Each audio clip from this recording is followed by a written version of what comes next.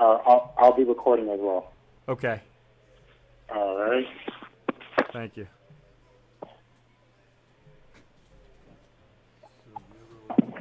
Mr. Cole? Hello, I'm here. Okay, I have Peter Burke on the other line. Thank you. Hello, Mr. Cole. How are you this Okay. morning? Good morning. Good morning. We're just so you know, so you're aware, we are recording this call. I know you. We agreed upon having a recorded call. Just I wanted to make you aware of it. Okay. Okay. Well, thanks for speaking with me. I hope you're doing well. I'm not sure, you know, how much back and forth you've had with Mr. Bryant, but I know he and Karen Kammer from our side have had some conversations, and so we kind of arranged this call. I wanted to be able to kind of get your side of the story. I obviously I know what we've published. So it would be great to hear from you now that, you know, there's been some resolution with this. So do you mind just telling me a little bit about, you know, your perspective from this whole thing, ordeal? My perspective? Yes, sir. Well, my perspective is my statements were taken out of context, and my words were misconstrued to mean something other than what I was expressing.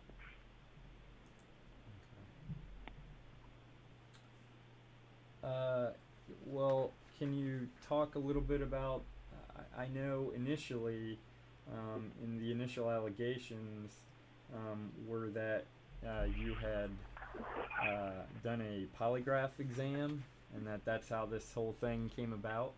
Can you talk? I'm sorry, Mr. Brooke. You're coming in very low. Can you speak up a little bit? Yeah. Do you hear me now? A little better? Yes, I can hear a little better. Okay. I know when the initial allegations came out, there was a polygraph that was involved. Can you talk a little bit about the polygraph admission that the allegations that the authorities alleged that you had made these claims, I guess, polygraph? Well, the polygraph was as part of the hiring process for Customs and Border Protection. I see. And there was no admission. I never confessed to anything about what they accused me for during the polygraph. Okay. Sorry, I'm writing some things down while I talk to you, so for the long pauses. All right. So did the SAO, State Attorney's Office, did they ever did they contact you and say why they decided not to move forward? Charges? No, the State Attorney's Office never contacted me. Okay. Personally. Okay. How would you describe your relationship with your stepdaughter after all this? I know that must have been, you know, an uncomfortable situation. Well, my relationship with my stepdaughter, I consider her my daughter, even though I guess people from the outside looking in, I raised her from when she was a baby. This situation has not caused a strain in our relationship.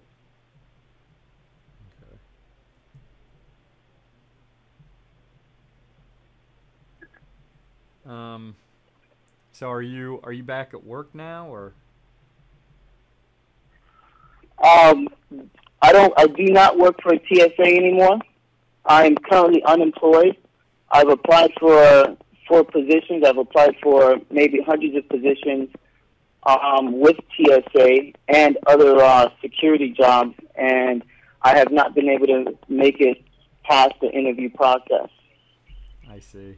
Do you feel that that the allegations have harmed your ability to find employment? Not only have the allegations, but the publications on the internet have affected my ability to find employment. I was falsely accused of things that never happened, and those lies have been promulgated on the internet and spread to countless numbers of people.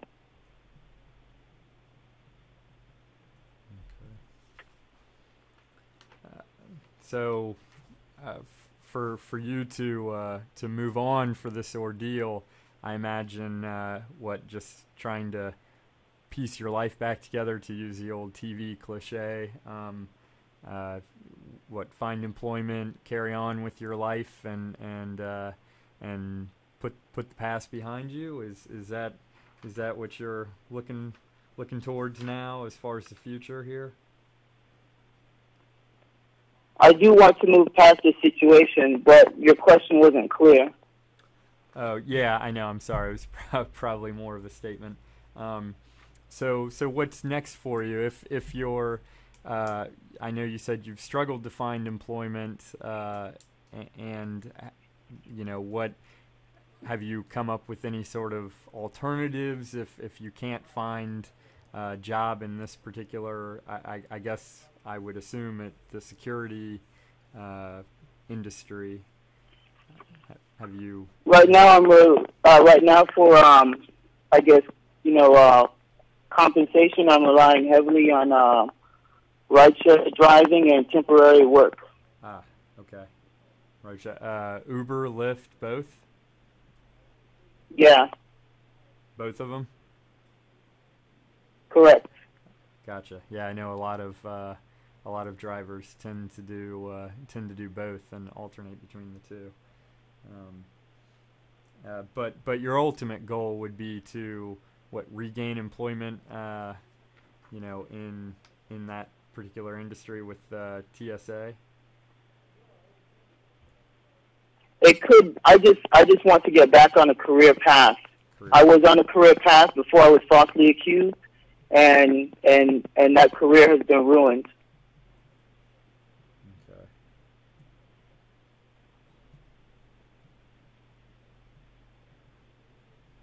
Well,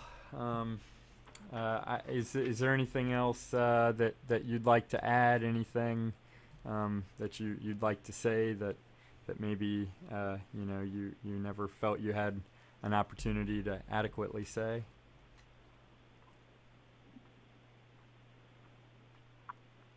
Well, I do have a question. If you know the article that's posted on the internet about me is not true or accurate, then why do you insist on leaving it up there? I'm not gonna answer that question. The story that we posted was accurate at the time that we posted it. It wasn't accurate at the time. It was a lie at the time, and it's still a lie today. Mr. Cole, let's just focus on the actual interview right now.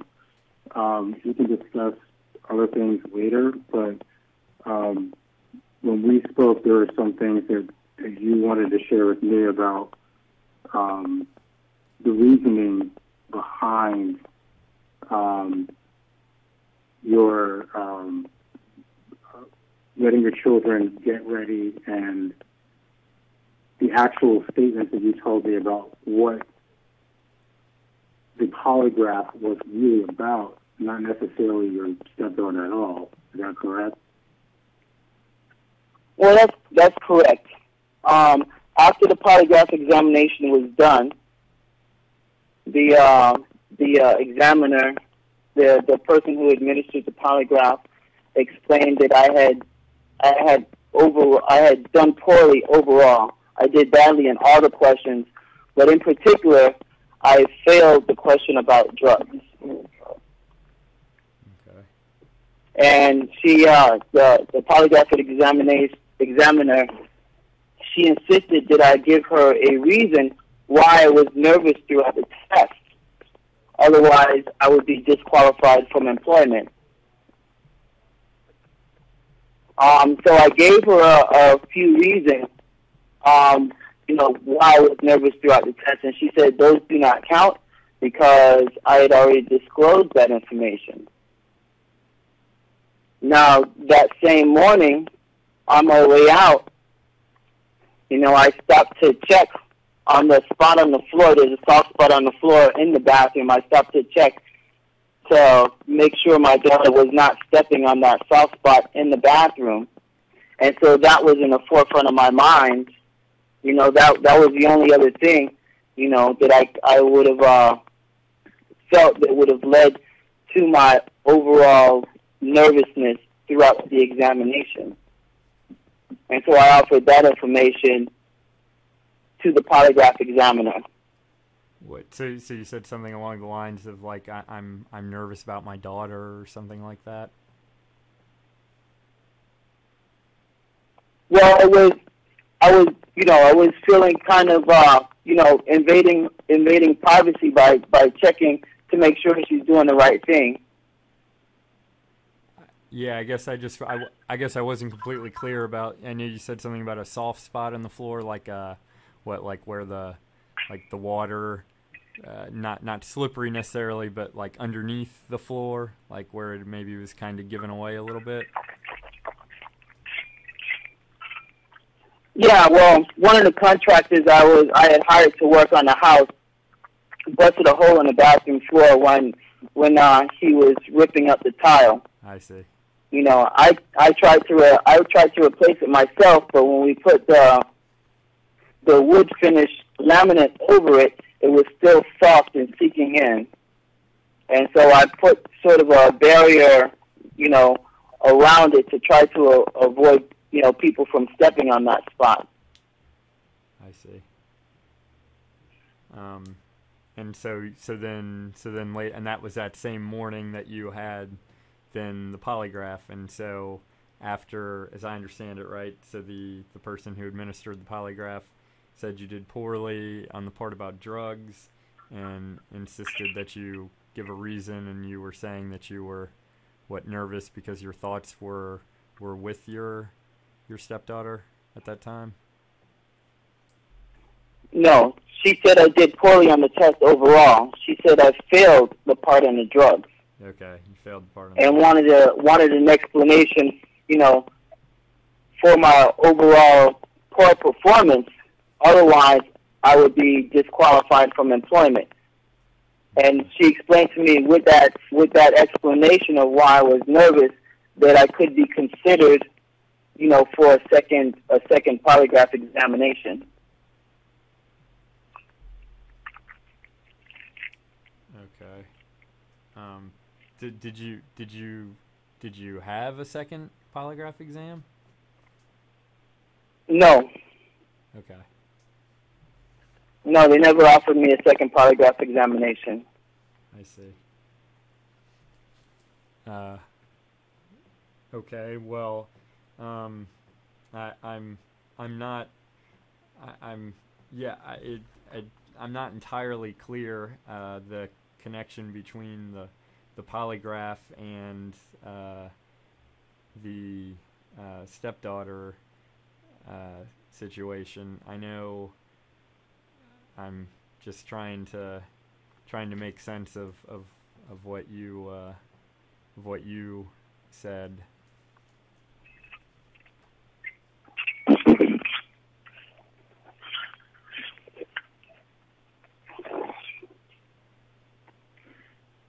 Mr. Burke, would you mind if I essentially kind of put into words what Mr. Cole is trying to express, or sure. at least okay. So, from my personal knowledge of my conversations with Mr. Cole, is that he never was asked any questions during a polygraph test about his stepdaughter. Okay.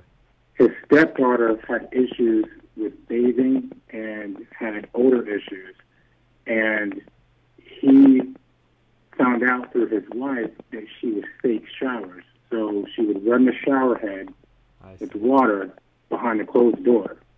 So there's no way for the parents to figure out if she was actually showering.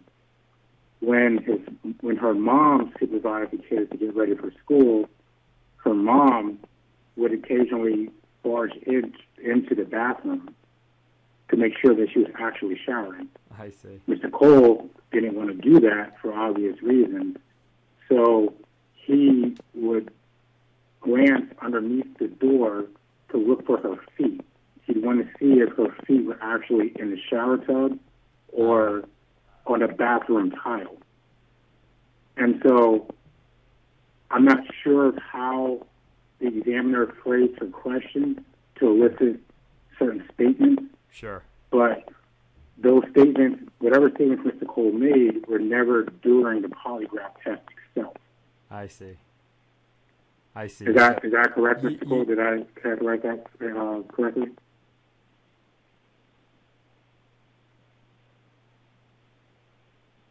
Mr. Cole? I'm sorry, but I think dropped the call. I'm going to try to get him back. Oh, okay. I'm sorry. No, that's all right.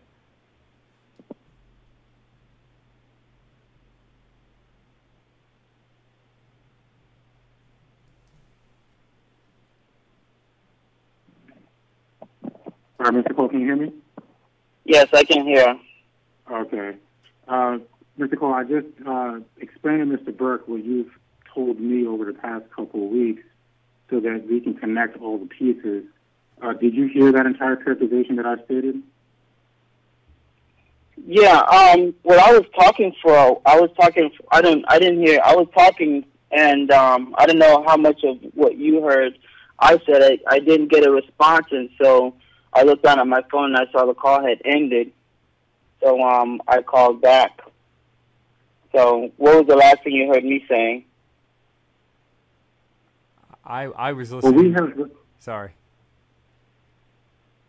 I think the last thing that we heard was Mr. Burke expressing a little confusion about the connection between the statements regarding her stepdaughter and the polygraph, and I was filling in the gaps with knowledge that I know from you to Mr. Burke. So I'm not sure if you were saying anything after Mr. Burke. If you were, then we didn't hear any of that.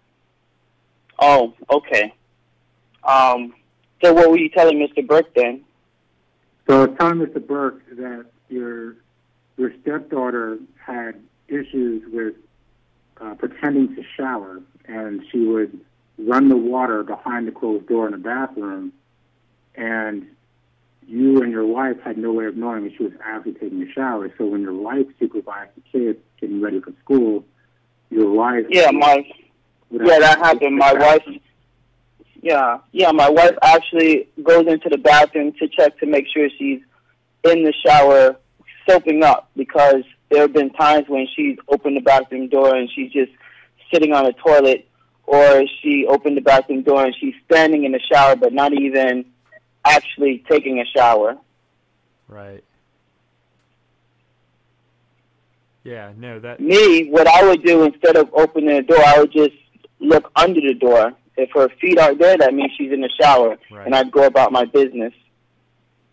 And if you saw that her feet, were visible and that she wasn't in the shower, then what did you do?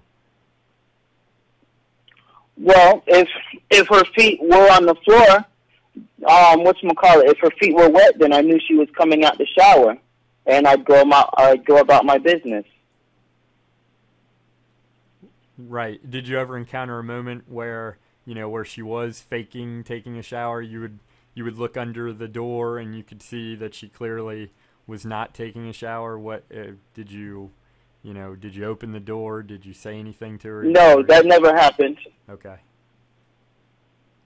You would just look whether she was or wasn't, and then if she was faking a shower, then you just told your wife or whatever, presumably.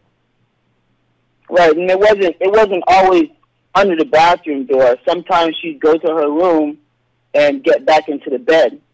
She'd close the door and get back into the bed. So I'd look under the door, and if I didn't see her feet, then chances are she was in the bed. If that happened, then I would knock on the door and tell her she needs to get up, or I would go get her mother and tell her to go check on her. Okay. All right. Well, yeah, that helps me better understand, I guess, the connection, between, because I wasn't sure. There seemed to be a little disconnect, and I think you guys have cleared that up for me between the, whatever went down with the, I guess, really with the polygraph administrator, not so much the polygraph itself, and then what led to the allegations that were made against you. So that makes more sense in that regard. All right.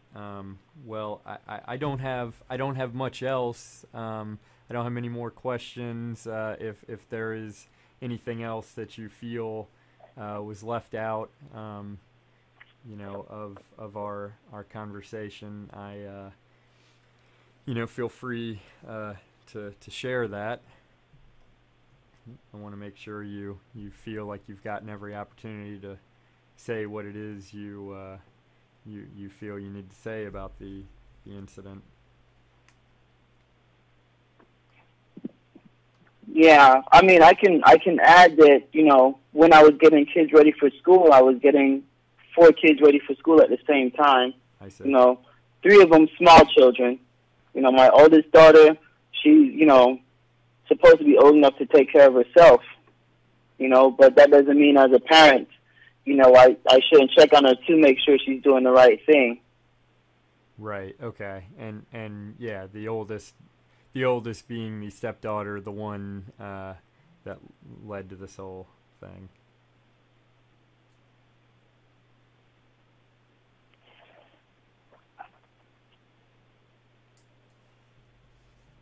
And Mr. Cole, I don't know if you heard when I was characterizing your side, I did express to Mr. Burke that you were never asked about your stepdaughter at all during the actual polygraph. Is that correct? That's correct. Right. She wasn't the situation with my stepdaughter. My stepdaughter wasn't a part of the polygraph at all. This was an after the fact thing of the polygraph examiner insisting on an explanation for the performance on my polygraph. Right. And you expressed that you had some nervousness. Yeah, just general nervousness. Sure. I mean, it's natural to be nervous, I suppose, when you're being I mean, any job interview can be somewhat nerve-wracking, so, particularly one where, I've never actually had a polygraph, but if it's anything like it is on TV, they strap you and have the little things going, the little needles moving, so I can certainly understand that it would be somewhat nerve-wracking.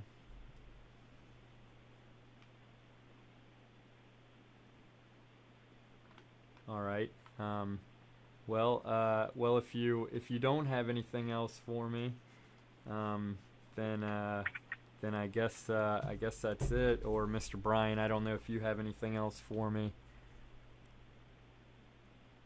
No, I don't think I have anything else. Mr. Cole, is there anything else that you wanted to add? No, I don't think so. Okay. Well, I appreciate your time. Thank you for allowing us to have this recorded conversation and being able to, get your take on things. And now that you try to move on, Mr. Bryant, Mrs. Kammer will talk about next steps. I don't I don't have a timeline or anything like that, so I'll refer you back to her for whatever the next steps will be.